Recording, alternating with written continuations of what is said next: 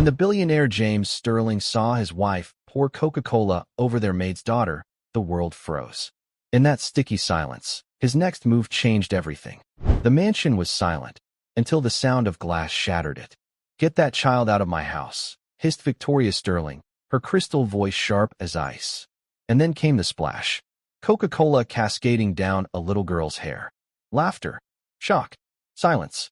In that moment, dignity, innocence, and decency drowned together on the marble floor. From the shadows, a man watched. The husband, the billionaire, the one who'd built empires but lost sight of his own humanity.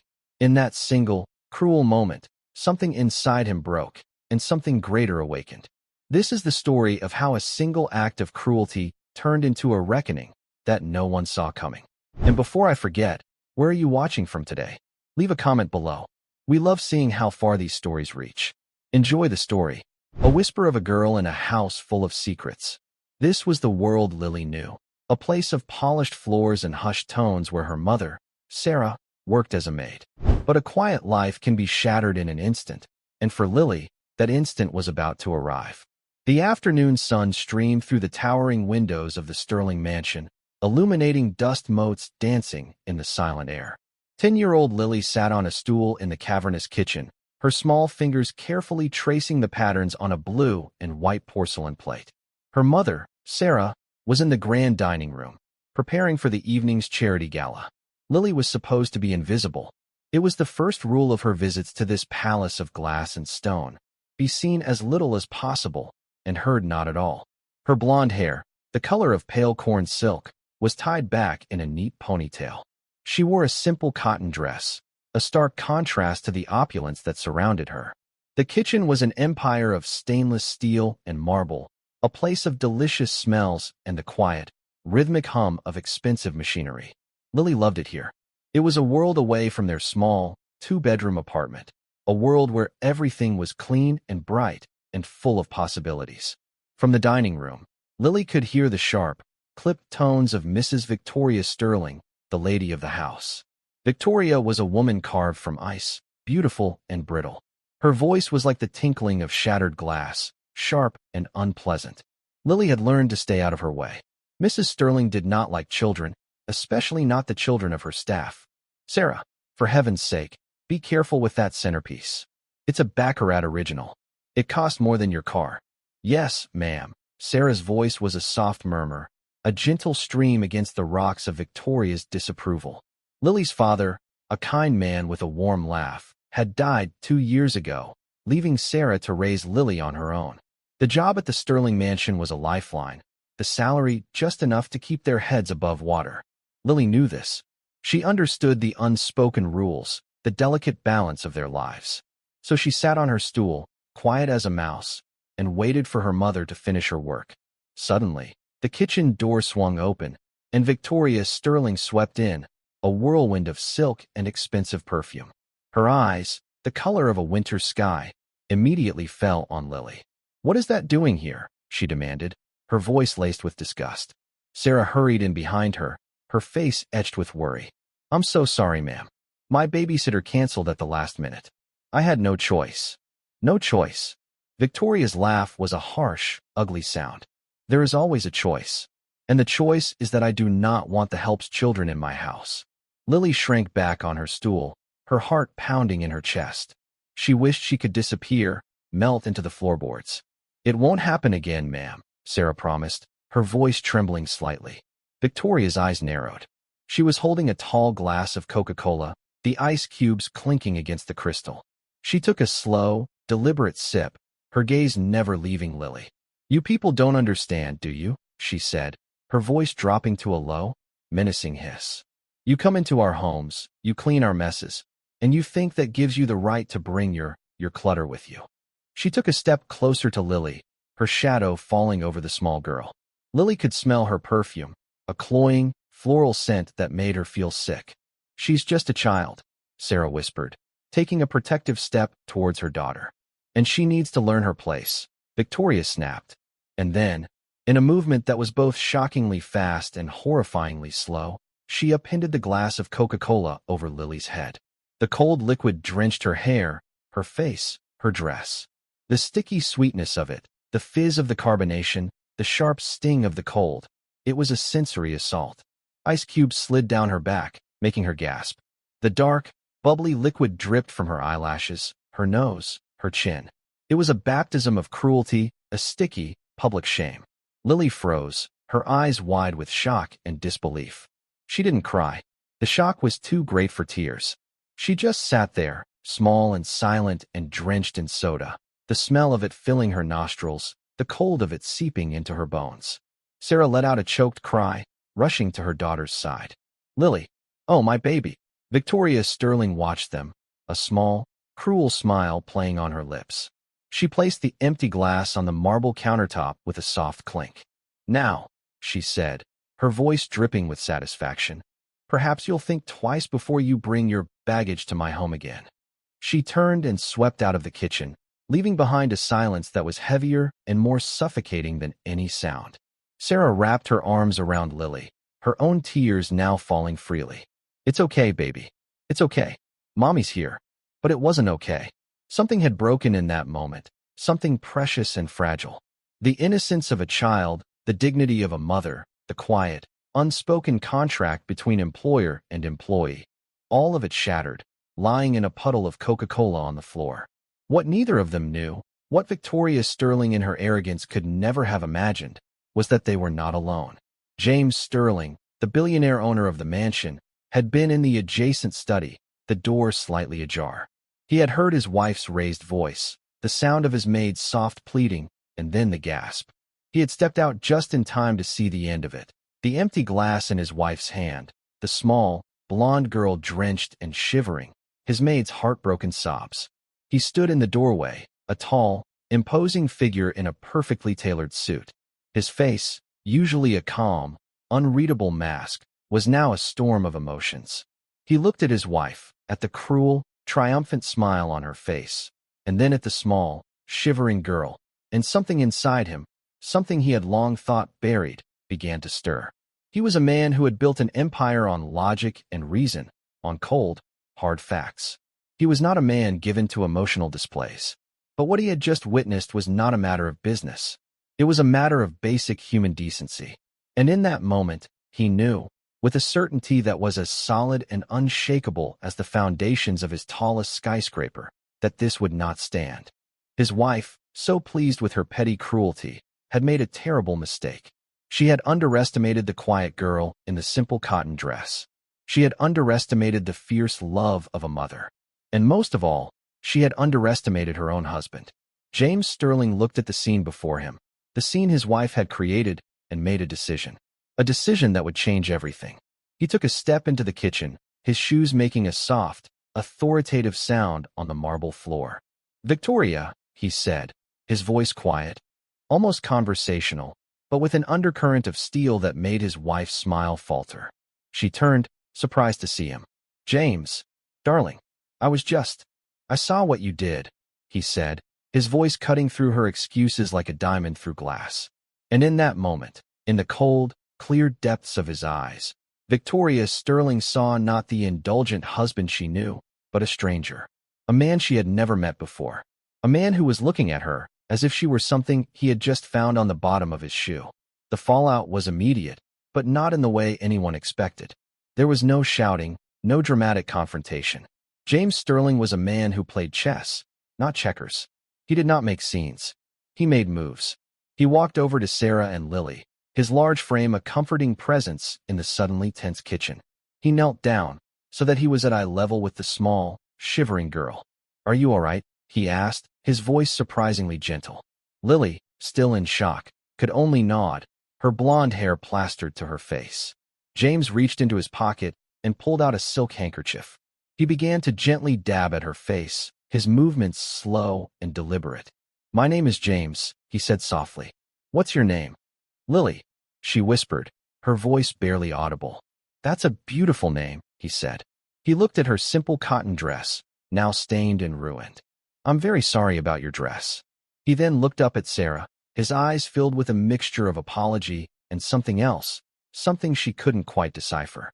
"Sarah," he said, his voice firm but kind, "please take Lily upstairs. Get her cleaned up. There's a new dress in one of the guest rooms, a gift for a friend's daughter. It should fit her. Take the rest of the day off. I'll have my driver take you home." Sarah, stunned into silence, could only nod. She helped Lily to her feet, and together they walked out of the kitchen, leaving James alone with his wife. Victoria, who had been watching this exchange with a mixture of fury and disbelief, finally found her voice. "James, what do you think you're doing?" she demanded. "You're taking their side? The side of the help." James stood up, his full height seeming to fill the room. He turned to face his wife, his face a cold, hard mask. "There are no sides, Victoria," he said, his voice dangerously quiet. "There is only right and wrong. And what you did was wrong." "It was a lesson," she insisted, her voice rising. She needed to learn her place. Her place. James's voice was laced with a contempt that made her flinch. Her place is to be a child. A child who is treated with kindness and respect. A child who is not used as a pawn in your petty games of power. "Petty games?" she shrieked. "I am your wife. I am the lady of this house. I will not be disrespected by the staff." "You were not disrespected," James said, his voice as cold as a winter wind. "You were the one who showed a profound lack of respect. You humiliated a child. You abused your position. And you did it in my house." He took a step closer, his eyes boring into hers. "I have spent my life building a reputation. A reputation for fairness, for integrity, for decency.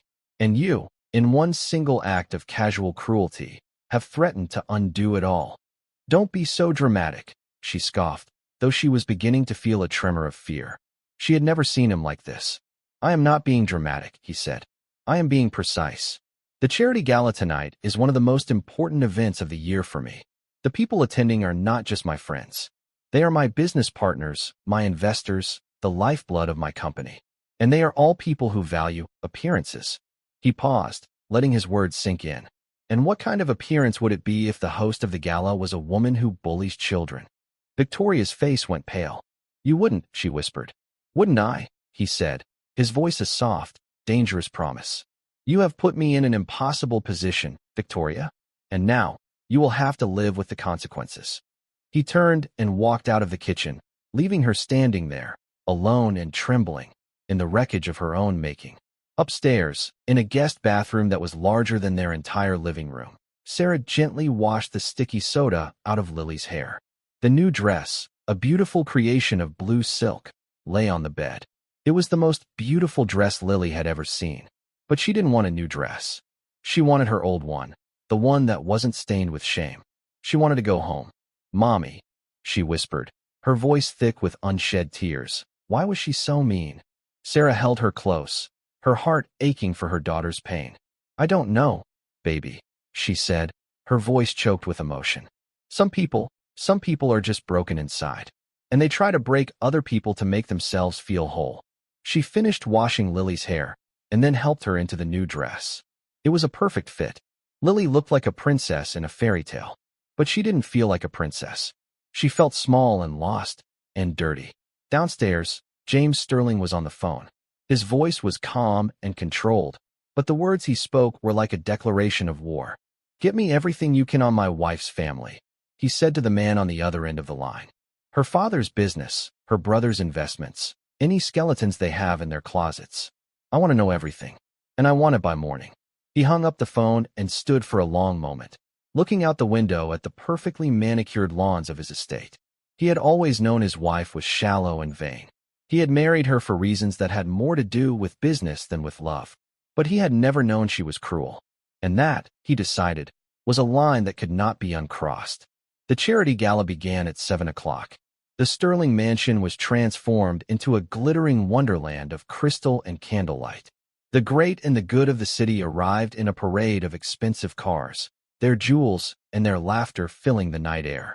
Victoria Sterling, dressed in a stunning gown of crimson silk, greeted her guests with a smile that was as bright as it was false. She was the perfect hostess, charming and witty and utterly in control. But underneath the carefully constructed facade, she was a nervous wreck. James had not spoken to her since their confrontation in the kitchen. He had been a cold, distant presence at her side, his silence more damning than any accusation. She scanned the crowd, looking for any sign that the story of the afternoon's events had leaked. But there was nothing. The smiles were all genuine, the laughter all real. She began to relax. Perhaps she had overreacted. Perhaps James had just been angry in the moment. Perhaps it would all blow over. And then she saw them, standing near the grand staircase, in the shadow of a towering marble statue, were Sarah and Lily. Sarah was wearing a simple but elegant black dress, the uniform of the catering staff. But Lily was wearing the blue silk dress, the dress from the guest room, the dress that was meant for a princess. They were not hiding in the shadows. They were standing there, in plain sight, for all the world to see. And Lily, her blonde hair now clean and shining, her face scrubbed and fresh, looked not like the maid's daughter, but like a guest, an honored guest. Victoria's blood ran cold. James was at her side in an instant, his hand on her arm, his grip like a vice. "What is the meaning of this?" she hissed, her voice low and furious. "They are my guests," he said, his voice calm and even. "Your guests?" she sputtered. "The maid and her daughter? At my party." "Our party," he corrected her gently. "And yes, they are my guests, and you will treat them with the respect that you would show to any other guest in this house." His eyes were like chips of ice. "Do you understand me, Victoria?" She understood. She understood that this was not a suggestion. It was an order. And she understood, with a dawning, sickening horror, that this was only the beginning.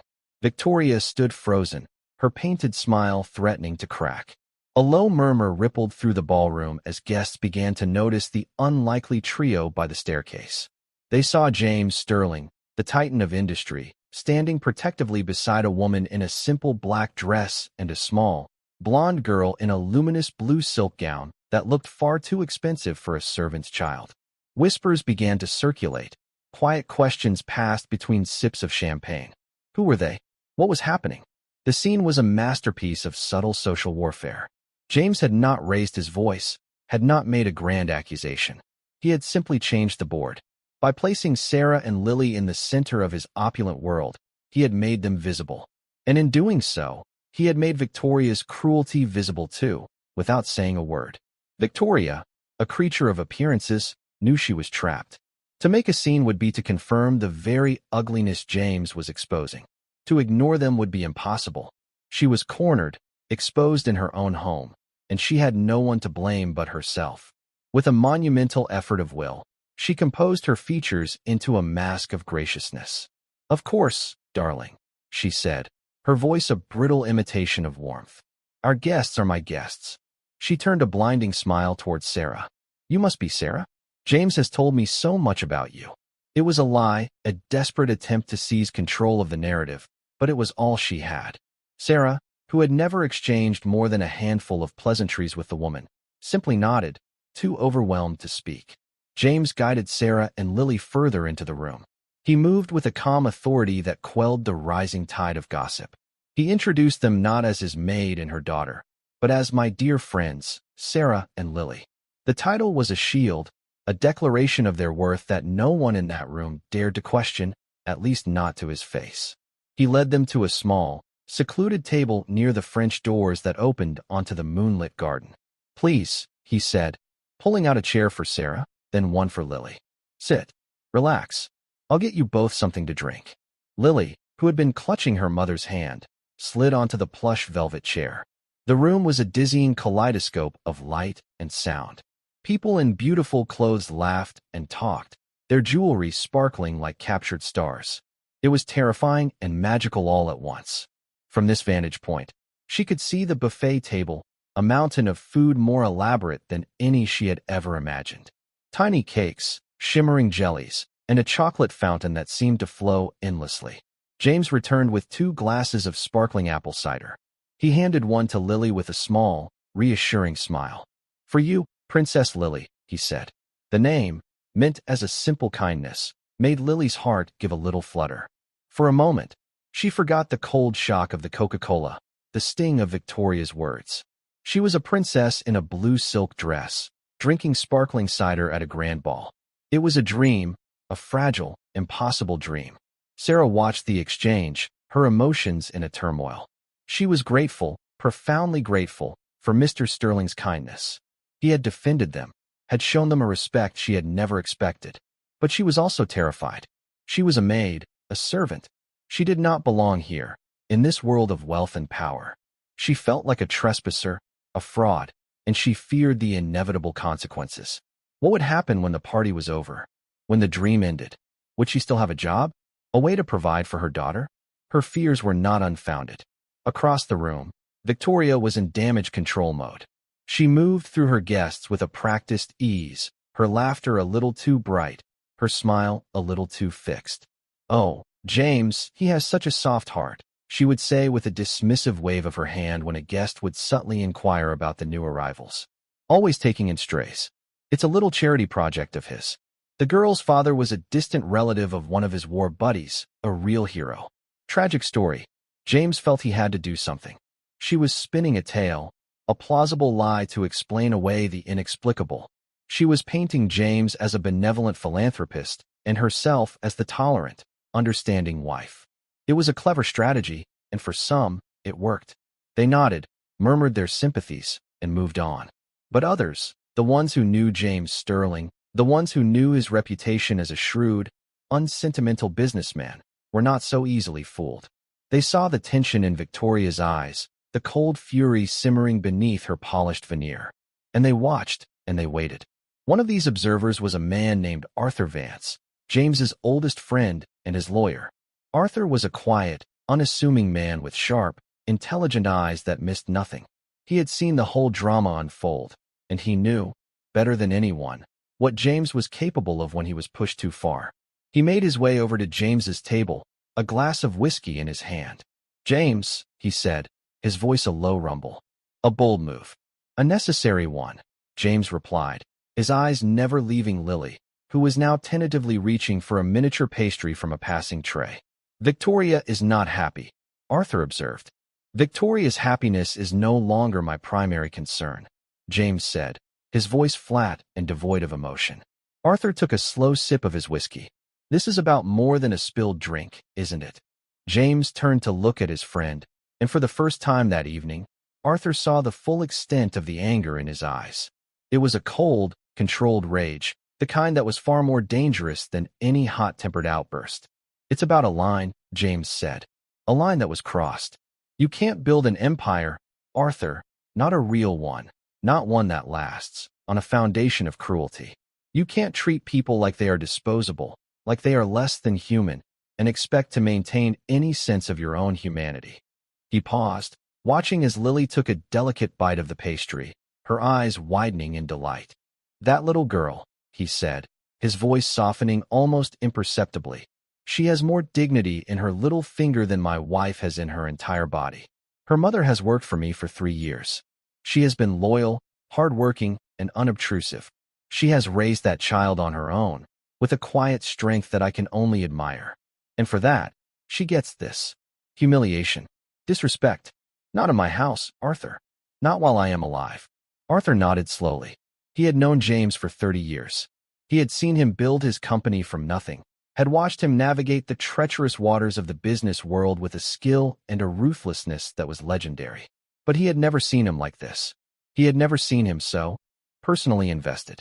"What are you going to do?" Arthur asked. "I'm going to teach my wife a lesson," James said, his voice a low, dangerous promise. A lesson in consequences. The lesson began sooner than Victoria expected. Midway through the evening, James took to the stage.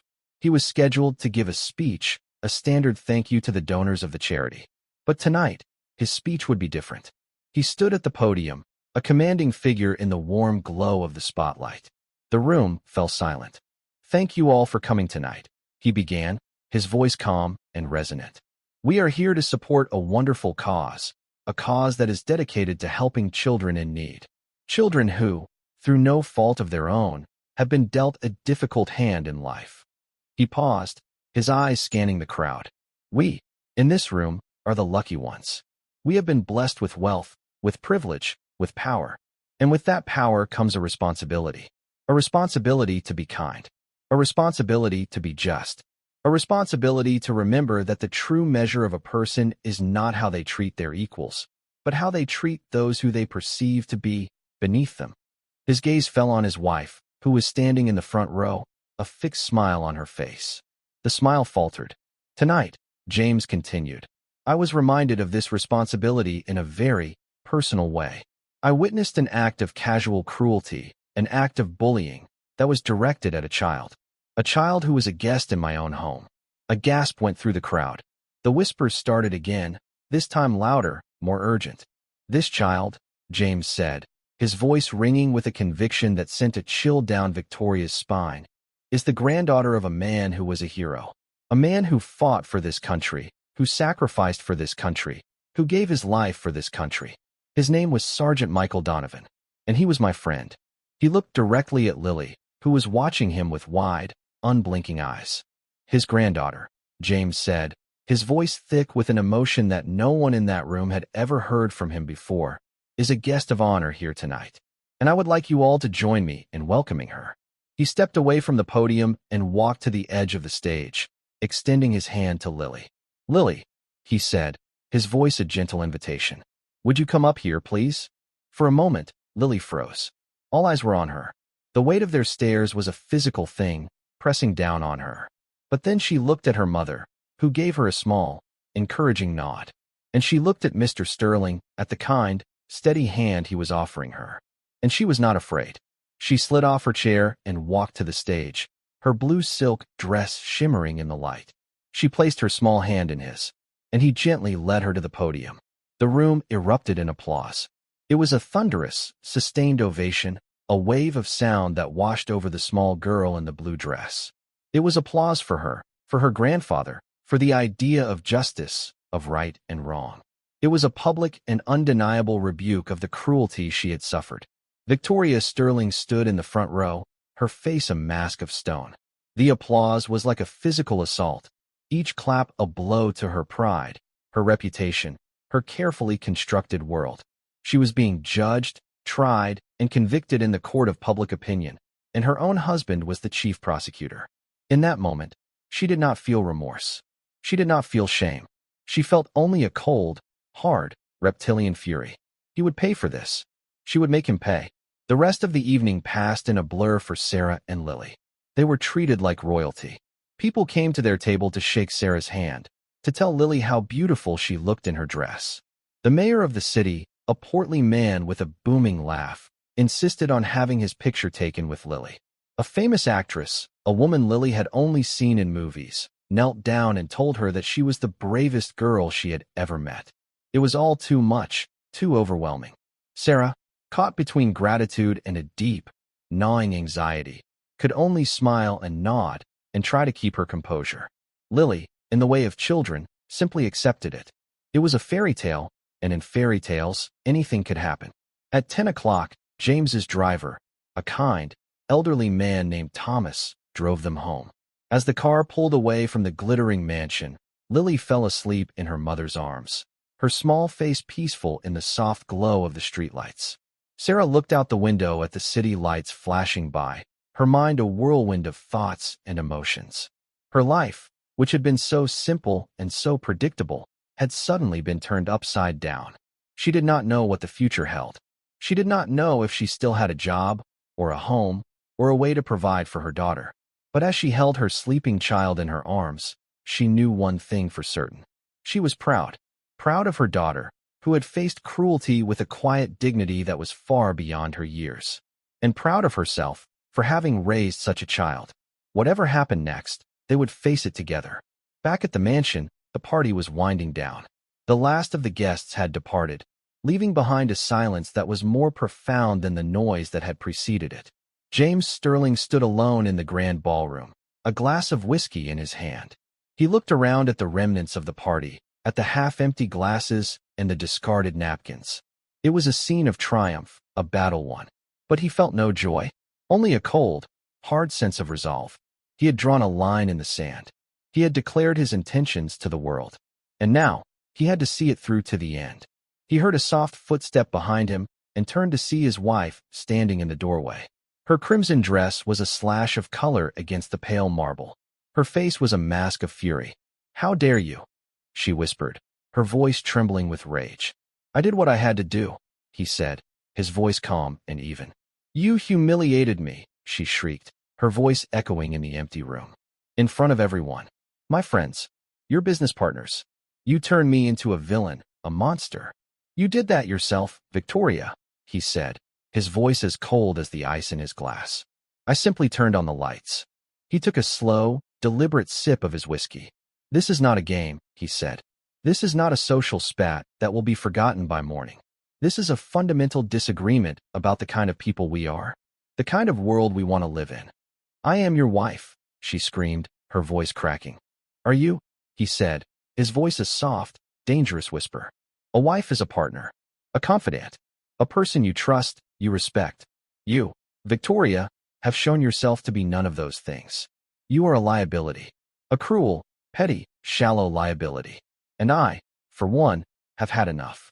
He placed his glass on a nearby table with a soft, final clink.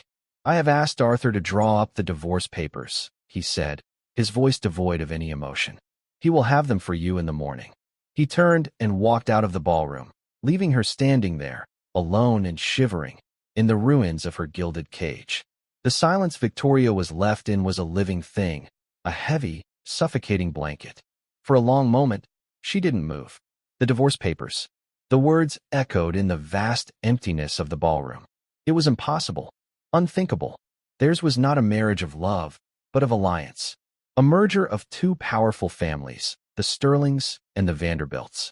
It was a contract, a fortress built of mutual interests and public image. And he was going to tear it down over a maid's brat? The shock slowly gave way to a volcanic fury. She, Victoria Vanderbilt Sterling, was not someone you discarded. She was not a failed investment to be written off. She was the queen of this city's social scene, a power in her own right. He had humiliated her, yes, but he had also made a fatal error. He had declared war, and the Vanderbilts had never lost a war. She marched out of the ballroom, her crimson dress a banner of defiance. She went not to their shared bedroom, but to her own private wing of the mansion. She slammed the door, the sound cracking like a gunshot in the silent house. She picked up her phone, her fingers flying across the screen. The first call was to her father, the second to her brother, the third to a man whose number was not saved under his real name, a man who specialized in digging up dirt and destroying reputations. I have a job for you, she said, her voice a sliver of ice. The name is Sarah, a maid. I want you to find everything. Every mistake she's ever made, every secret she's ever kept. I want to bury her. And then, as an afterthought, she added, and I want to know everything there is to know about a dead soldier named Michael Donovan. The next morning, Sarah woke to the sound of birds chirping outside her apartment window. For a moment, everything was normal. Then, the events of the previous night came rushing back, a tidal wave of memory. The Coca-Cola, the blue dress, the applause, the kindness in Mr. Sterling's eyes, the cold fury in his wife's. She sat up in bed, her heart pounding. What did it all mean? Was she fired? Was she in danger? She looked over at Lily, who was still fast asleep, a small, peaceful smile on her face. For Lily, it had been a fairy tale. For Sarah, it felt more like the beginning of a nightmare. Her phone buzzed on the nightstand. It was a text from an unknown number. Good morning, Sarah. This is James Sterling. Please do not go to the mansion today. Take the week off. Paid, of course. I will be in touch soon to discuss a more permanent arrangement. Your safety and Lily's are my top priority. If you need anything at all, call this number. Thomas will be outside your building at 10 a.m. He has something for you. Sarah read the message 3 times. A more permanent arrangement? Safety? The words sent a shiver of fear down her spine. This was bigger than a spilled drink. This was a war, and she and Lily were somehow caught in the middle. At precisely 10 a.m., she saw the familiar Blacktown car pull up to the curb. Thomas, the elderly driver, got out. He was carrying a large, unmarked box. He met her in the lobby of her building, his face kind but etched with a professional discretion. Mr. Sterling sends his regards, he said, handing her the box. He asked me to give you this, and to tell you that you are not alone in this. Sarah took the box. It was surprisingly heavy. Thank you, Thomas, she said, her voice barely a whisper. Back in her apartment, she opened the box. Inside, nestled in tissue paper, were several things. First, there was a thick envelope. She opened it to find a cashier's check for $50,000. The memo line simply read, "For a new start." Underneath the envelope was a brand new laptop computer, and a state-of-the-art cell phone, still in their packaging. And at the bottom of the box, there was a simple, leather-bound frame. Inside the frame was a faded black and white photograph. It was a picture of two young men in army uniforms, their arms slung around each other's shoulders, grinning at the camera. They couldn't have been more than 20 years old. One of the men was a younger, rawer version of James Sterling. The other had Lily's eyes. Sarah sank onto her sofa, the photograph trembling in her hands. It was her grandfather, Michael Donovan, the man she had never known, the man her mother had spoken of in hushed, reverent tones. The hero. She had always known her grandfather was a war hero. She had the medals to prove it, tucked away in a small wooden box. But she had never known he was friends with a billionaire. She had never known the connection that tied her humble life to the opulence of the Sterling mansion. The new phone, the one from the box, buzzed to life. It was a text from the same number as before. "I think it's time we talked. About your grandfather. And about your future." James Sterling was in his downtown office, a sleek, minimalist space on the top floor of the Sterling Tower. The city sprawled out beneath him, a kingdom of concrete and glass. He had not slept. He had spent the night strategizing, making calls, moving the pieces on the board. His first move had been to secure Sarah and Lily. The money, the new electronics, it was more than just a gift. It was a message to Victoria, who would undoubtedly have them watched, that they were now under his protection. The new phone and computer were encrypted, untraceable. He was building a digital fortress around them. His second move was defensive. He knew Victoria's family, the Vanderbilts. They were old money, a sprawling dynasty with deep roots and a history of playing dirty. He had his own team of investigators, the best in the business, digging into their finances, their political connections, their personal lives. He was preparing for a storm. But his third move, the one that truly mattered, was about the past. He looked at a copy of the same photograph he had sent to Sarah, which sat on his desk. Michael Donovan. Mikey, his best friend. The brother he had chosen. They had grown up together, two boys from different worlds. James, the son of a wealthy industrialist. Mikey, the son of a plumber. But in the foxholes of a forgotten war, none of that mattered. They had saved each other's lives more times than they could count. They had made a pact. If anything ever happened to one of them, the other would look out for their family. Always. Mikey had been killed in the final days of the war, a hero's death that had earned him a posthumous Medal of Honor. James had been the one to escort his body home. He had stood by the graveside as they buried his friend, and he had made a promise to a grieving widow and a small, heartbroken daughter, Mikey's daughter, Sarah's mother. He had tried to keep that promise. He had set up a trust fund, had sent checks every year. But Mikey's widow was a proud woman. She had eventually returned the money, insisting they could make it on their own. And James, consumed by the demands of building his own empire, had let the connection fade. He had respected her wishes, but he had never stopped watching from a distance. He knew when Sarah's mother had passed away. He knew when Sarah had a child of her own. And he knew when, out of desperation, she had taken a job as a maid in his own home. He had kept his distance, telling himself it was what she would want. He had told himself it was enough to ensure she was treated fairly, paid well. He had not wanted to interfere, to intrude. But now, he saw that his silence had been a mistake, a form of neglect. He had allowed his friend's granddaughter to be humiliated under his own roof. It was a failure of duty, a betrayal of his promise. And it was a mistake he would now spend the rest of his life correcting. His intercom buzzed. It was his lawyer, Arthur Vance. "James, we have a problem," Arthur said, his voice grim. "Victoria's brother just made a move. He's called an emergency meeting of the Sterling Enterprises Board of Directors. He's trying to get you removed as CEO." James felt a flicker of something that might have been amusement. It was a predictable move. Bold, but foolish. "On what grounds?" James asked. "Moral turpitude," Arthur said, the words dripping with disdain. "He's claiming your erratic behavior at the gala, your public liaison with a member of your domestic staff, and your unstable decision to file for divorce have made you unfit to lead the company. He's trying to paint you as a man having a midlife crisis, a man who is a danger to the shareholders." "Let him try," James said, his voice a low, confident growl. "Set up the meeting, Arthur. I'll be there. And tell the board to bring their popcorn. They're about to see a show." Victoria's attack was a blitzkrieg, a multi-front assault designed to overwhelm and destroy. Her brother's move on the company was just the beginning. The gossip columns, which she controlled with an iron fist, were suddenly filled with stories painting James as a philandering, unstable tyrant.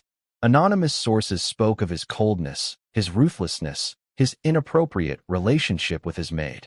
Her PR machine went into overdrive, spinning a tale of a long-suffering wife, a woman who had stood by her difficult husband for years, only to be cast aside for a younger, lower-class woman.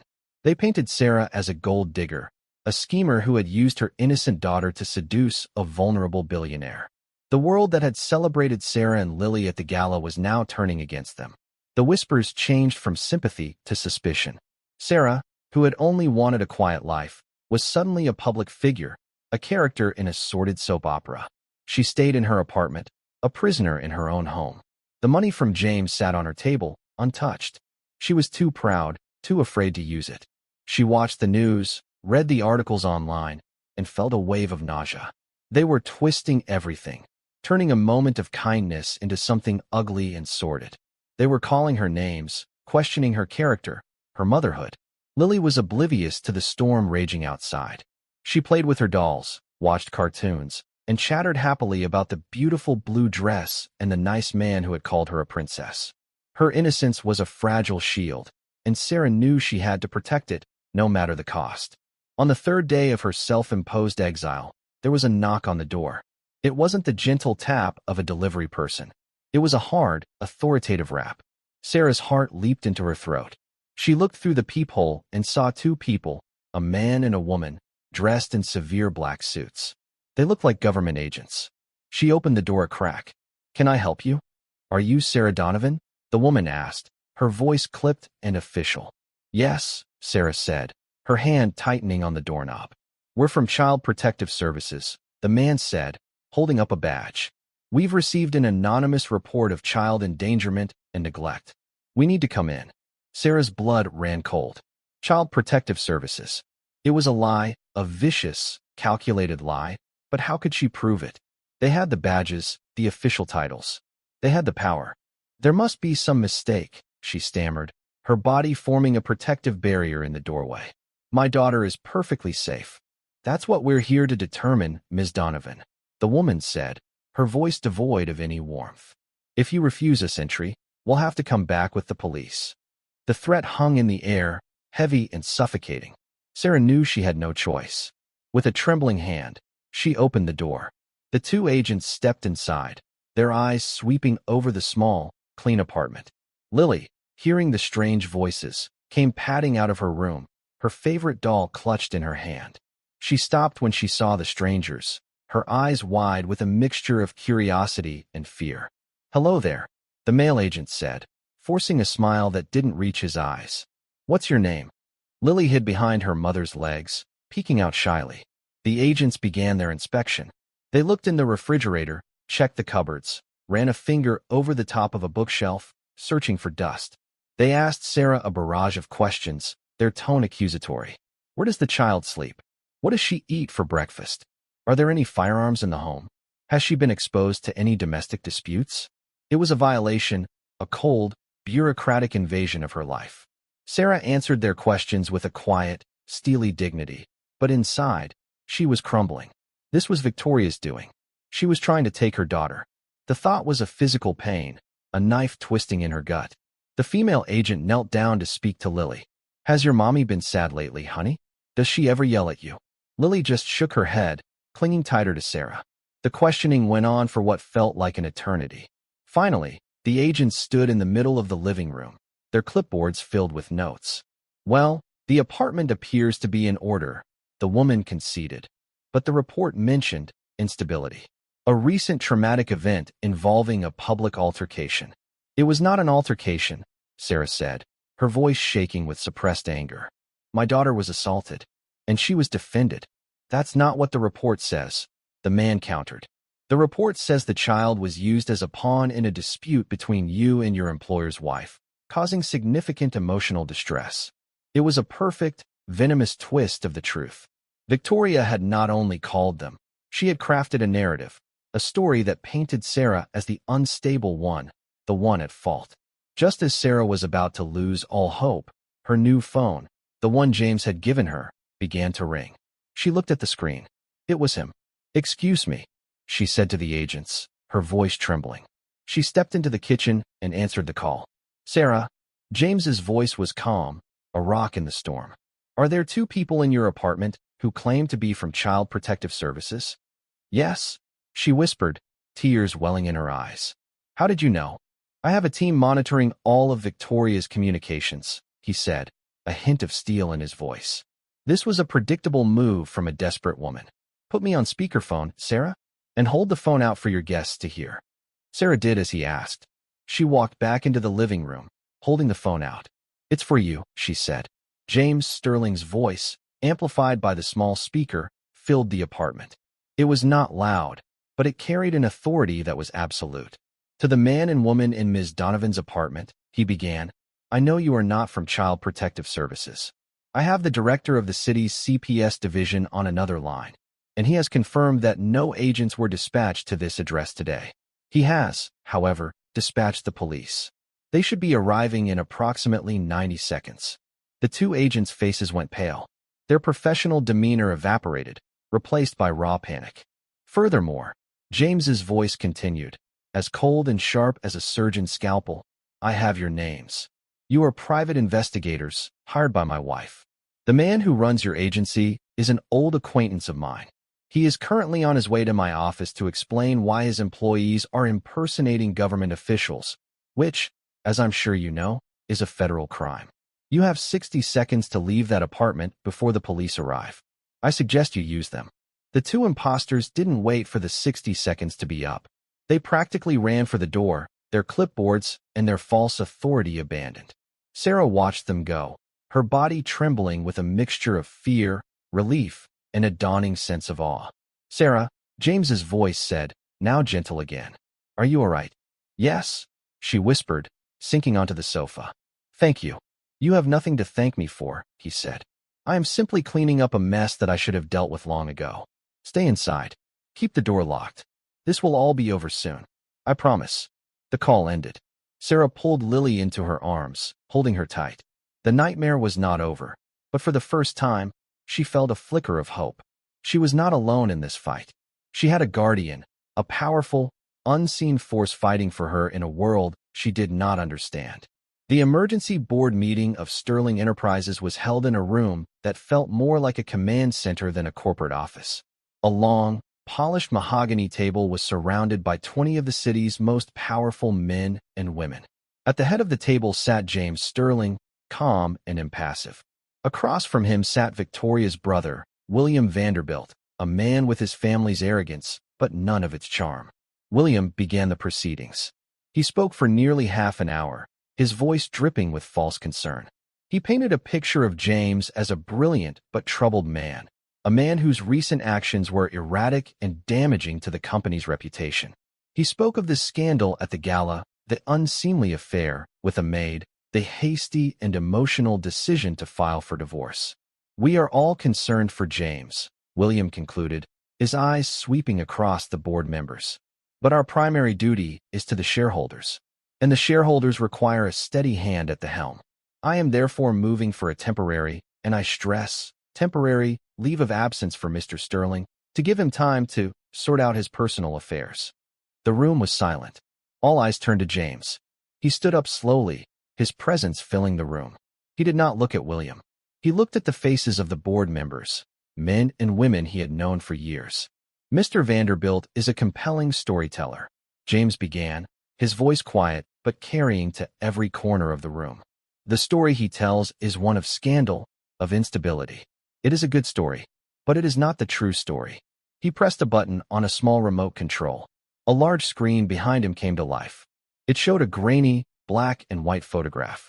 The photograph of him and Mikey Donovan in their army uniforms. "The true story," James said, his voice now resonating with a deep, personal emotion, began a long time ago. "It's a story about a promise. The man on the right is Sergeant Michael Donovan. He was my best friend. He died in my arms, saving my life and the lives of 3 other men. His last words to me were a request. Look out for my family, Jimmy. Don't let them be alone." He paused, letting the weight of his words settle in the room. I tried to keep that promise, he continued. But I failed. I lost touch. I got busy building this company, this empire. And his family, proud and self-reliant, made their own way.